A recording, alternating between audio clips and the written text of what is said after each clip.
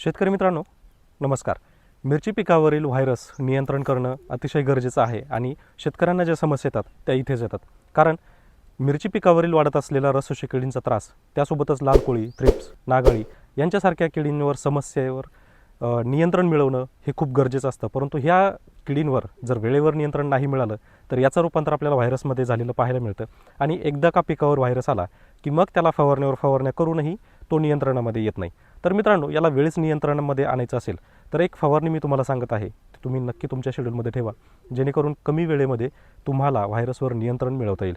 सगळ्यात पहिली गोष्ट, इथे तुम्ही जर व्हिडिओ पाहत असाल तर त्यामध्ये आपण सुरुवातीची अवस्था दाखवली आहे, ज्यामध्ये काही प्रमाणामध्ये आपल्या रोपांवर व्हायरस दिसत आहे. थोडक्यात याच्यामध्ये लाल कोळी असेल, थ्रिप्स असेल किंवा काही प्रमाणामध्ये नागाळी असेल, तर यांचा प्रादुर्भाव काही प्रमाणामध्ये झालेला आपल्याला पाहायला मिळतोय. तर त्याच्यासाठी आपण औषध लिमिटेड या कंपनीचं अंता, त्यासोबतच एरो आणि अँटीव्हायरस या 3 निवडक प्रोडक्टची उत्पादनांचा आपण या ठिकाणी वापर केलेला आहे. तर अंता जे आहे याच्यामध्ये आबामेक्टेन आपल्याला पाहायला मिळतं, जे लाल कोळी, थ्रिप्स, नागाळी यांच्यावर चांगल्या प्रकारे काम करतं, तसेच यांना झाडांपासून लांब ठेवतं. त्यासोबतच जर आपण अँटीव्हायरस चॉकलेट ह्या उत्पादनांचा जर विशेष माहिती जर घेतली तर ह्यामुळे आपल्या पिकावर व्हायरस प्रतिबंधात्मक घटक याच्यामध्ये पाहायला मिळतात. दुसरा प्रोडक्ट आहे अँटीव्हायरस चॉकलेट. हे काय करणार आहे तर जी काही रसशोषक किडी येते तर त्यांना थांबवून धरणार आहे. तसंच जो व्हायरस आलेला आहे त्याला थोडंसं स्ट्रेसमधून बाहेर काढणार आहे.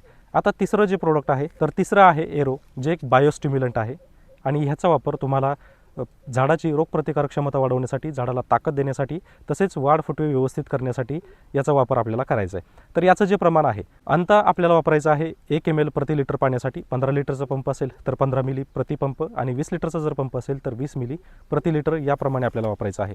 तसेच जर आपण अँटीव्हायरस चॉकलेट जर पाहिलं तर याच्यामध्ये चॉकलेट येतो. थोडक्यात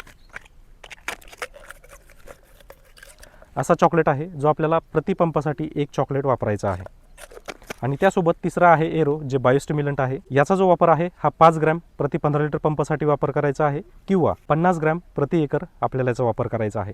ही फवारणी शक्यतो एकदम सकाळी करावी किंवा संध्याकाळी करावी. शक्यतो दुपारची फवारणी याच्यामध्ये टाळायची आहे, जेणेकरून याचं इव्हॅपोरेशन होणार नाही.